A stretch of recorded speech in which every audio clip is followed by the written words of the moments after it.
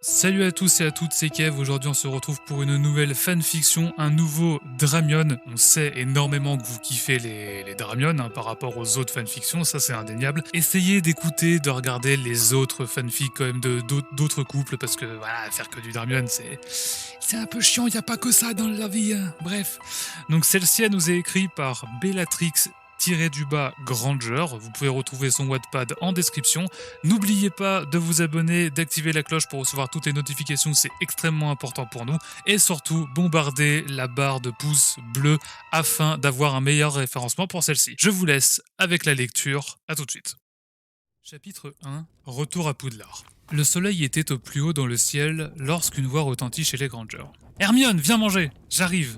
La jeune femme dévala les escaliers, sa longue crinière brune flottant derrière elle. « Viens t'asseoir, ton père va arriver !» lui dit sa mère en lui servant une part de lasagne. La porte s'ouvrit et Monsieur Granger entra un sourire aux lèvres. « Miam !» fit-il en remplissant son assiette. « Ça a l'air délicieux !» Ils commencèrent à manger jusqu'à ce que Madame Granger s'exclama. « Regarde Hermione, un hibou !» Il y avait en effet un hibou grand-duc derrière la fenêtre. Une lettre à la patte.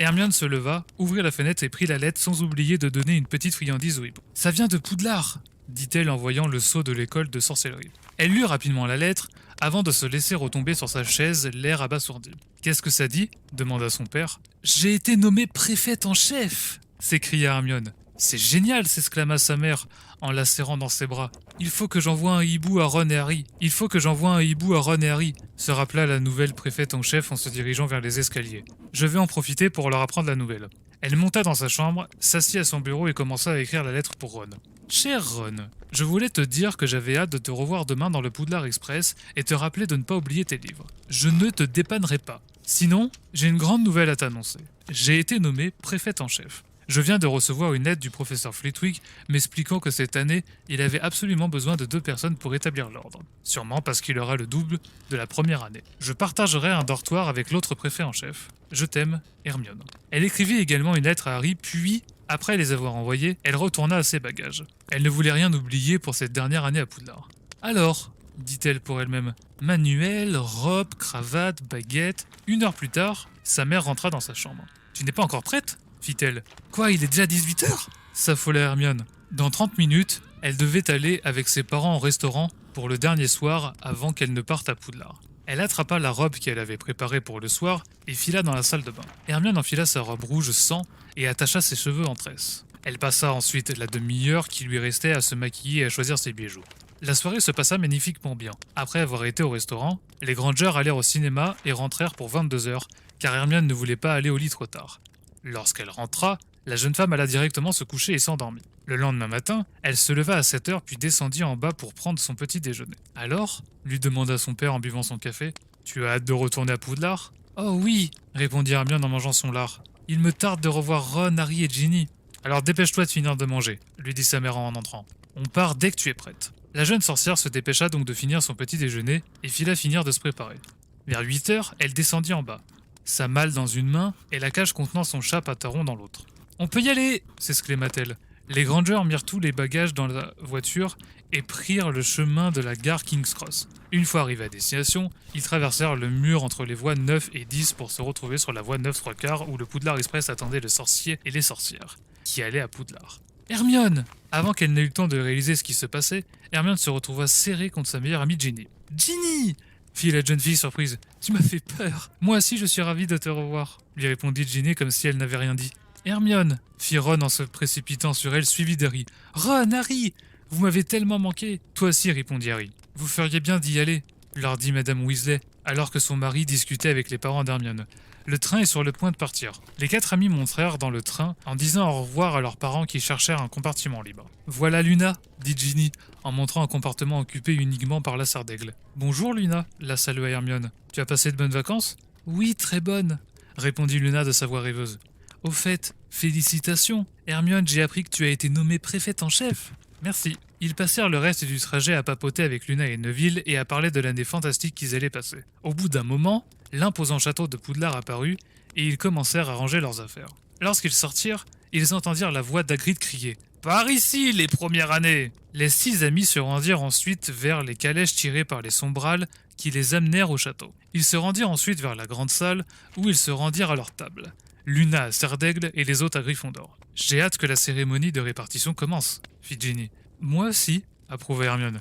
Ils s'assirent et attendirent que le professeur McGonagall commence la répartition. Bien, dit-elle la première année.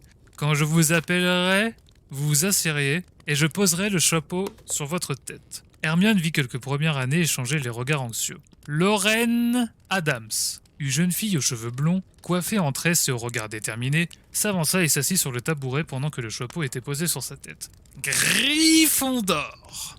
Hermione applaudit de bon cœur avec les autres Gryffondor. Jane Anderson, une jeune fille aux longs cheveux noirs et à l'air timide, s'avança. Serdaigle. Un tonnerre d'applaudissements s'éleva de la table des Serdaigle. Michael Baker, pouf souffle. Ça continua encore un long moment, jusqu'à ce que McGonagall finisse par un discours. Pfff, s'exaspéra Ron. Et ça blablate. Chut, se fâchait Hermione. Regarde, elle a fini. Les assiettes se remplissaient en effet de délicieux plats. Miam. Lorsque le repas fut fini, Hermione et Ron amenèrent les premières années dans leur dortoir, puis la jeune femme se dirigea vers son appartement situé derrière un tableau représentant une dame âgée aux cheveux gris et portant une robe rose à dentelle. Le mot de passe ? Demanda-t-elle d'une voix douce et le sourire bienveillant. Sombral, dit la jeune Gryffondor. Exact, répondit la dame en pivotant. Hermione entra dans un vaste salon éclairé par le feu qui crépitait dans une grande cheminée devant lequel se trouvait une table basse parfaite pour faire ses devoirs. Autour de cette table se trouvaient de vieux fauteuils qui avaient l'air très confortables ainsi qu'une bibliothèque. Une porte à droite donnait sur une salle de bain encore plus belle que celle des préfets, et un escalier à gauche donnait sur 2 portes qui devaient être les chambres. La jeune femme entra directement dans la chambre où elle vit Hermione Granger, écrit sur la porte sans faire attention au nom noté sur l'autre porte. Le lit était exactement le même que dans le dortoir où elle avait dormi durant toutes les années qu'elle avait passées à Poudlard. Il y avait également un grand bureau et une bibliothèque. Alors qu'elle venait de finir de ranger ses affaires dans ses armoires, elle entendit l'autre préfet en chef rentrer. Elle dévalait les escaliers pour aller lui dire bonjour lorsqu'elle trébucha. « Tu pourrais pas faire attention, Granger !» s'exclama une voix traînante qu'Hermione connaissait trop bien. En effet, lorsqu'elle releva la tête, elle se trouva nez à nez avec Drago Malfoy. Magnifique, j'espère que la fanfiction vous aura plu. Je vous rappelle, elle a été écrite par Bellatrix Granger. Vous pouvez retrouver son Wattpad en description. Si vous aussi vous voulez que votre fanfiction soit lue ici sur notre chaîne, vous nous l'envoyez par mail, c'est dans la description, il y a tous nos réseaux sociaux. Et vous n'oubliez surtout pas, si vous voulez rater aucune vidéo, de vous abonner, de mettre la cloche, c'est très important, de bombarder la barre de pouces bleus. Bref, j'espère que ça vous aura plu, c'était Kev, à la prochaine, tchuss.